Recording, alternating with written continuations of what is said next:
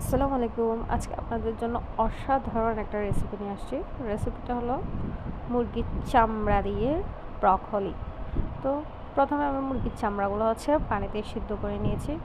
ভালোভাবে সিদ্ধ করে নেওয়ার পরে তারপরে একটা হাঁড়িতে আপনার পরিমাণ মতো তেল দিয়ে গরম করে নিলাম। গরম হয়ে গেলে তার মধ্যে আপনার রসুন কুচি আর অল্প একটু পেঁয়াজ পাতা দিয়ে ভালো করে নেড়ে চেড়ে রাখলাম। যখন এগুলো একটু হালকা নরম হয়ে আসবে তার মধ্যে একটা বানানা স্পেশাল সসটা দিয়ে দেওয়া হয়েছে। এখানে দিয়ে দিলাম আপনার ছিল tomato sauce, soya sauce, oyster sauce, তারপর হালকা মরিচ গুঁড়া, হলুদ গুঁড়া সব কিছু দেওয়ার পরে ভালোভাবে আবার নেড়ে চেড়ে দিলাম। দেওয়ার পরে তারপর ওখানে সিদ্ধ করা মুরগির চামড়াগুলো দিলাম, এরপর ব্রকলি দিলাম, দেওয়ার পরে আবার নেড়ে চেড়ে দিলাম। ব্রকলিগুলো সিদ্ধ হওয়ার জন্য ওয়েট করব।